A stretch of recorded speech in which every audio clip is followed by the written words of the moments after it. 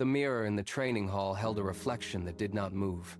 Astra stood before it, her hands resting at her sides. Her chest rose and fell in a slow, calculated rhythm. There was no tremor in her fingers, no restless shifting of weight from one foot to the other, just a deliberate, quiet stillness. Months ago, this same space had seen her pacing the perimeter, breath ragged, eyes darting to every shadow as if searching for an exit that did not exist. The air in the hall was cool, smelling of aged wood and cold stone. Outside, a branch scraped against the exterior wall, a sharp sound that shattered the silence, yet she did not blink. She watched her own eyes in the glass. They were steady. The frantic energy that had defined her movements for so long had evaporated, replaced by a weight that kept her anchored to the floorboards. She stood there, waiting for the reflection to betray a flicker of doubt, but it remained constant. The silence of the hall was absolute, a heavy, velvet blanket that pressed against her skin. She inhaled, holding the air until her lungs burned, and then released it in a long, controlled stream. She was not searching for an answer. She was simply present. Astra reached out and pressed her palm flat against the polished surface. The glass was cool, drawing the heat from her skin. She felt the slight resistance of the material, a solid boundary that did not yield. Her breath remained steady, a soft sound in the hollow of the hall. She traced the outline of her own cheek in the reflection, watching the way her fingers moved with precision. There was no hesitation in the gesture, no tremor. The panic that had once dictated her every action felt like a distant, muted memory.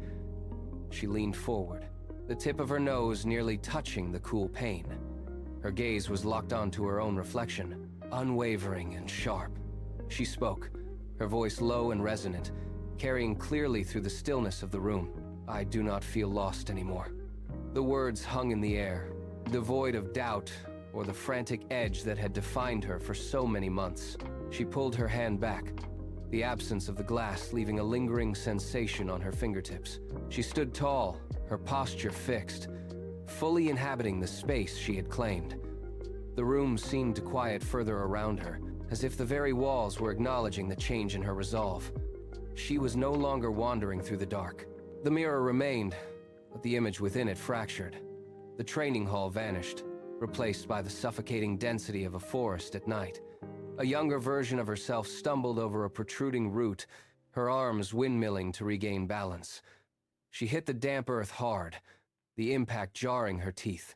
She scrambled to her feet, breath coming in ragged, shallow gasps that sounded like tearing paper. Her fingers were raw, shaking uncontrollably as she fumbled with a brass compass. It slipped from her grip, clattering against a stone and disappearing into the leaf litter. She dropped to her knees, clawing at the dirt, her eyes wide and darting toward every rustle in the undergrowth. Every snap of a twig sent her recoiling backward, her back slamming into a rough tree trunk. She was a frantic blur of motion, desperate and unmoored, clawing at the dark for a path that did not exist. The forest floor was cold, slick, with mud that stained her skin. She pushed off the ground, lunging forward into the blackness, her movements erratic and devoid of purpose. Then, the vision snapped like a broken tether. The training hall returned in a single, silent beat. Astra stood before the mirror, her chest perfectly still, the memory of the mud and the panic left behind in the dark. A sudden pressure dropped in the room. Outside the tall, narrow window, the sky bruised into a deep, violent violet. A gust of wind slammed against the glass, making the frame rattle in its housing. Rain began to lash the exterior, a rhythmic, frantic drumming that intensified with every passing second.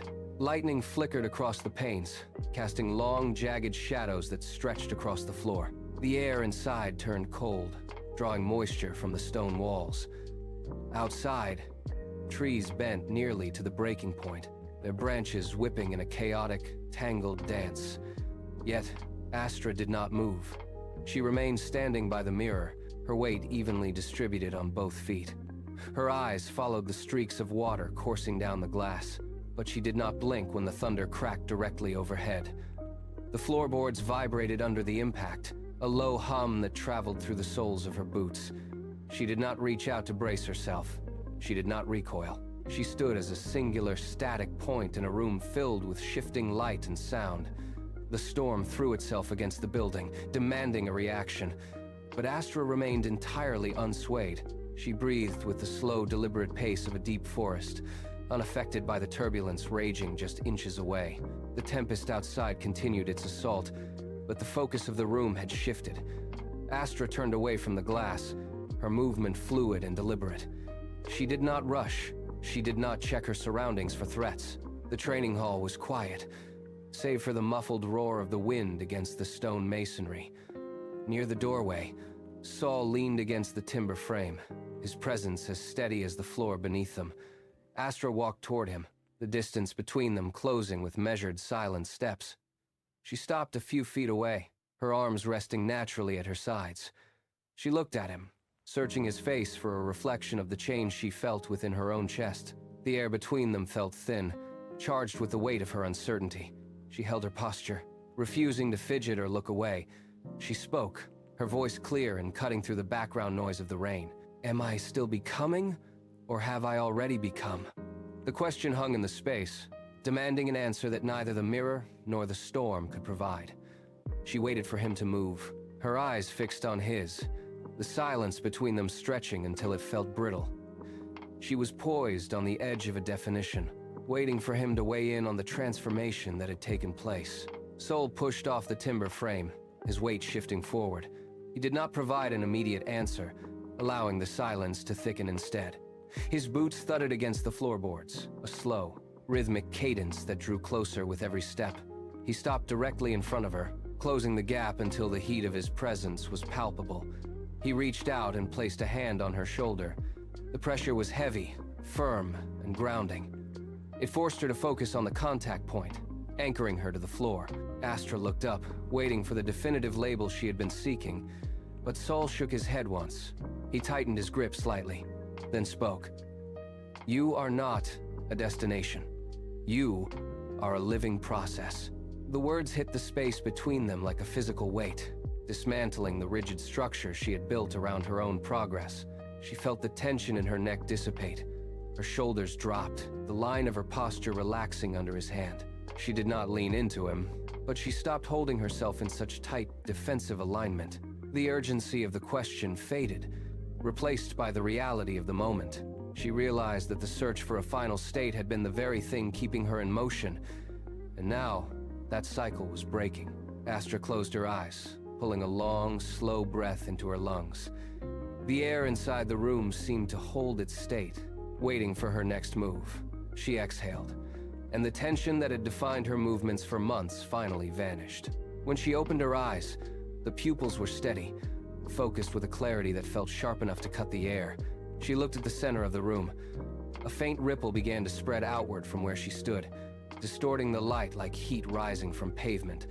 Dust motes suspended in the dim space began to dance, caught in the sudden kinetic shift of the atmosphere. She did not move her feet, yet the floorboards under her heels creaked as if bearing a sudden, immense weight of resolve. She spoke, her voice steady and resonant, carrying without effort. I am someone who feels deeply and stays rooted.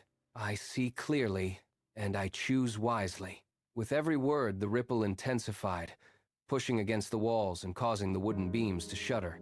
The air felt thick, charged with the sudden manifestation of her internal strength.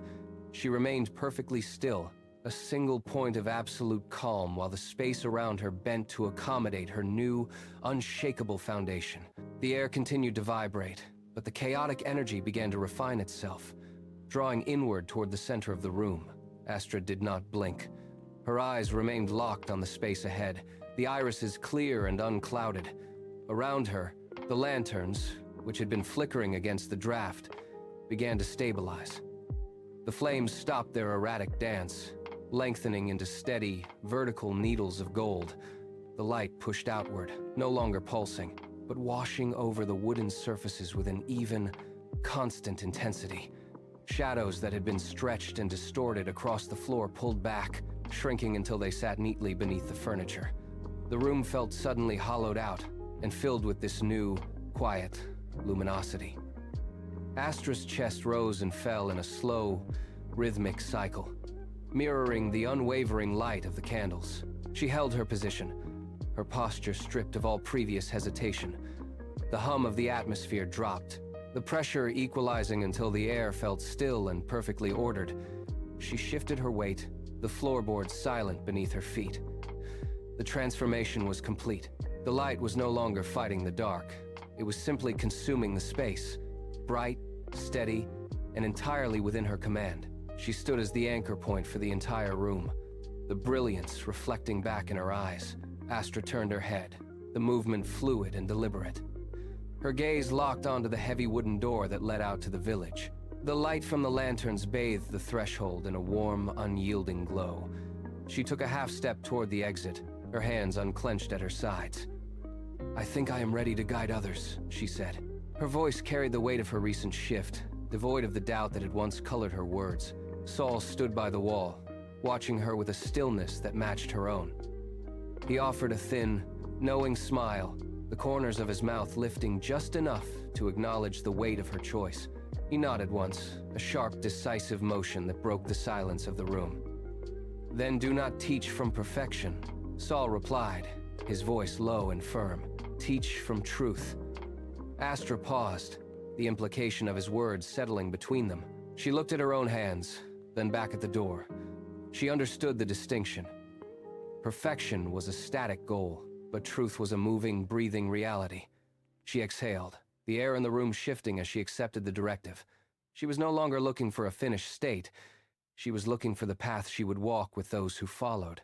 Astra moved toward the exit, her boots pressing firmly against the wooden slats. She reached the threshold and hesitated for only a heartbeat, her hand brushing the frame before she stepped out onto the porch. The cool air of the exterior rushed to meet her, a sharp contrast to the warmth of the hall.